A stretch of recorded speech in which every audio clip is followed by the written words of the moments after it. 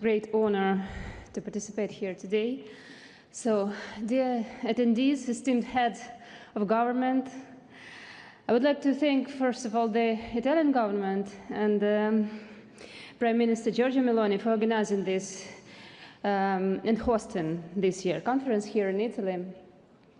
Thank you for your genuine concern and for your commitment, because today we're discussing not only the fate of Ukraine, but the fate of the entire region. I want to tell something about the destruction, because destruction is not only a physical concept, it is also a social one, manifesting as a hardship, security threats and mental distress. It can spread far beyond the battlefield and affect everyone, and it already has. For all these recent months, precisely as long as Russia has been stalling negotiations, the aggressor has been shelling Ukraine with particular cruelty night after night. And last night, unfortunately, was no exception.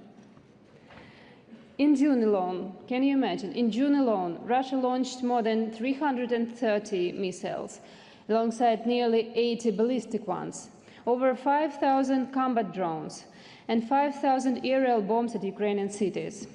The scale of destruction is difficult to describe.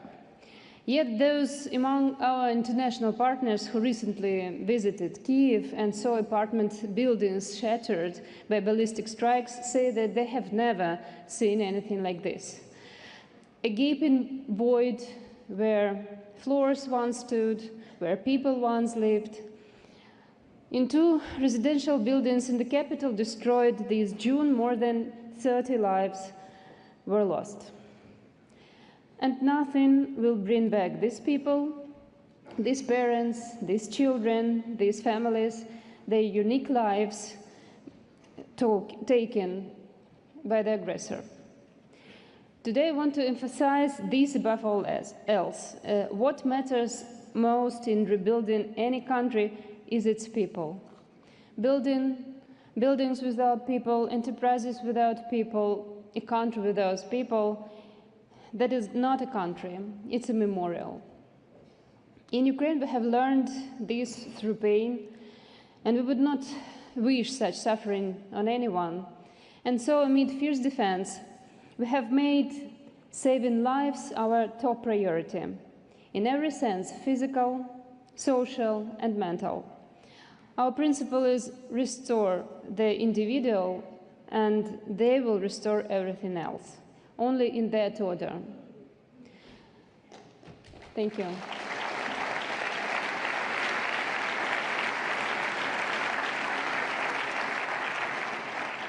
Today our experts will share the details of how this principle is being implemented across the recovery agenda. Allow me to briefly highlight a few areas in which I am personally involved. Mental health recovery. When a building is destroyed, what remains is not only rubble and graves. There are also hundreds of people living grief, relatives, friends, and many, many more living in anxiety and fear, knowing they could be next. According to the latest sociological studies, more than 80% of Ukrainians are living in a chronic state of stress and emotional strain. We have many internet memes about this, sad ones, of course. The kind where after yet another shelling, people write in work chats, survived, so I'm going to go to work today. Our economy continues to function thanks to millions of people who go to work after spending their nights in basements.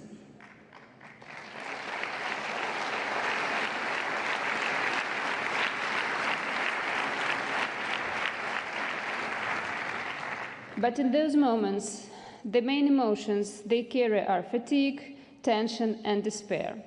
Already in the first months of the Russian invasion, Ukraine responded to this challenge with the All-Ukrainian Mental Health Program, How Are You?, which I patronize. It is a full support system in which all ministers, regions, and communities are involved and work in coordination. It is a network of services where various mental health service providers know about one another, because only in this way can a person avoid getting lost in their search for help.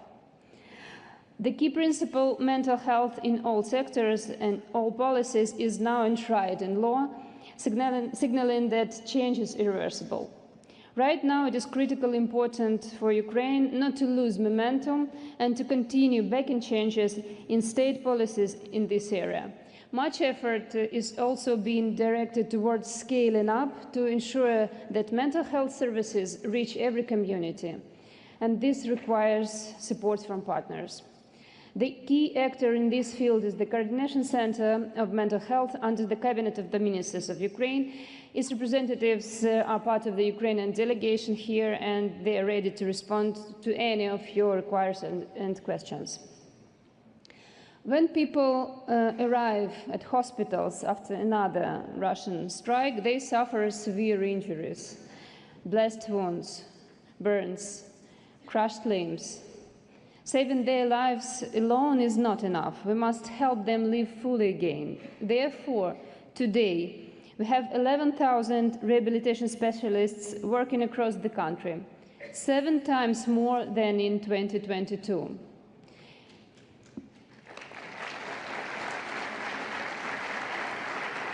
In just the last year and a half, they have helped 600,000 Ukrainians. This is also the result of state policy. Our specialists have the opportunity to learn from colleagues in the world's best clinics, for which we are deeply grateful to those clinics and to your countries. But our own expertise has also grown to the point where we can share it. For this purpose, Ukraine has launched a medical partnership that directs international cooperation between medical institutions. I invite you to join and thank those who have already become part of it.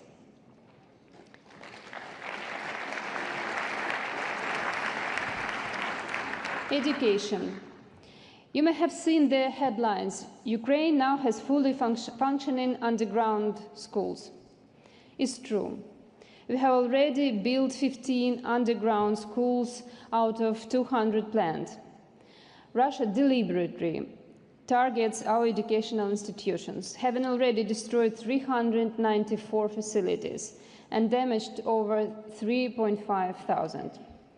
I want to especially thank every international partner who helps us provide education to children and welcome the International Alliance supporting the transformation of early childhood education in Ukraine, First Steps Forward, which will be established on the sidelines of the URC today.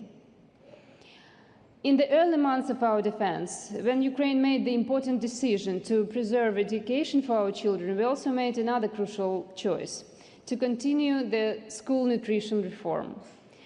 We are probably the only country implementing such a reform during wartime. But precisely in times like this, a quality school lunch becomes more than just a meal. It is also an expression of care, a form of social protection, and a support for the entire family. I have the honor of patronizing this project, a project about more than just food, about dignity and opportunities. The reform team has already modernized over 1,000 school kitchens, and more than 6,000 school cooks have been trained to prepare meals according to updated health standards. Every day, more than 1.5 million Ukrainian children receive free hot meals at school. Our healthy eating campaign has reached over 7 million Ukrainians because we believe that by cultivating healthy habits from childhood, we shape a healthy nation. Our goal is that by 2027, every child has daily access to high-quality, healthy food. To achieve this, Ukraine still needs 6,000 modernized kitchen facilities and 12,000 trained cooks. I invite you, all those who feel connected to this, to join us, and I also invite everyone to literally taste the reform. For the second year in a row, we present in a school meal show kitchen here at the URC. You're welcome.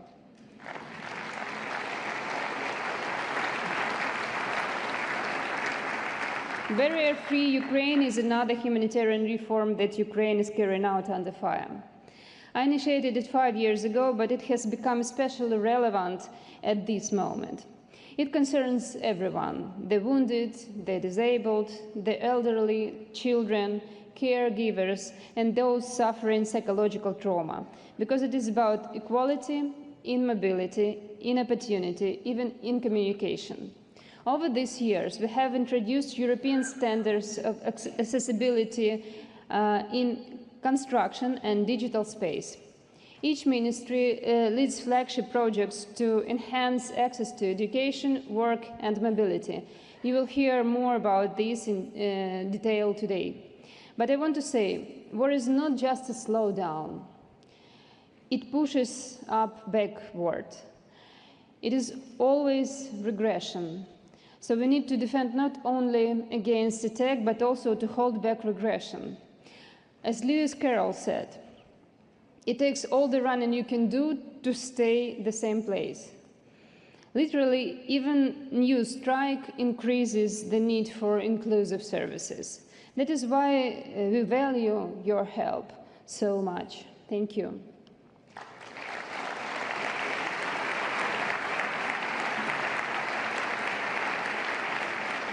Our special expectations today is the signing of Ukraine's associated memberships in the ESF+. The gender panel at the... access to this EU structural fund will allow us to create new initiatives for education and employment and to update labor legislation. Now, with your support, we are taking a step toward a social Europe where people, their rights, security, and well-being are at the center. Gender equality. This panel will address the issue of women as their rights and needs present a distinct challenge. Today in Ukraine, 2/3 of women with young children cannot return to work due to the current state of childcare infrastructure. At the same time, women are entering fields once dominated by men in manufacturing, logistics, and the military.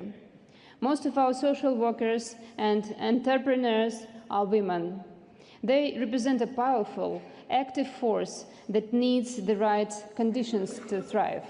The gender panel at the URC will showcase real examples of how women, including veterans, entrepreneurs, and local leaders, are already leading recovery efforts.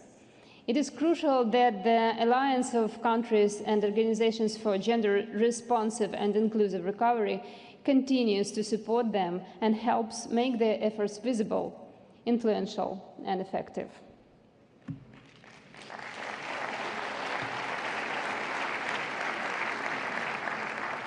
Equal opportunities, education, mental health, rehabilitation, and fulfilling childhood, all these topics I have just mentioned are also at the heart of the Olena Zelenska Foundation's work. This is another way to help Ukraine recover on a human level by supporting real people, and in our case, especially children. I'll be glad to meet with you at our stand here and share more details. Italian politician Alcide De Gasperi, who once stood against fascism, said that the future is built by the hands of those who are free from hesitation. Ukrainians facing constant threats to their lives simply have no time for hesitation. We set aside all hesitation until peaceful times.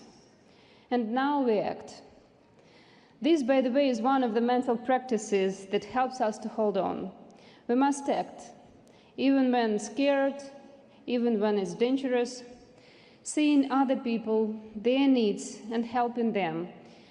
This is the best way to get distracted from fears and anxiety, tested by Ukraine. So I ask you, in all your important and valuable projects, to put people first. Those who will work with it, use it, and live with it. Just as our computer browser asks us to verify that we are not robots, we must ask ourselves, is what we do humane? I'm confident that if everyone follows the rule, people first, the world will become a better place for each of us, no matter which country we live in. Thank you.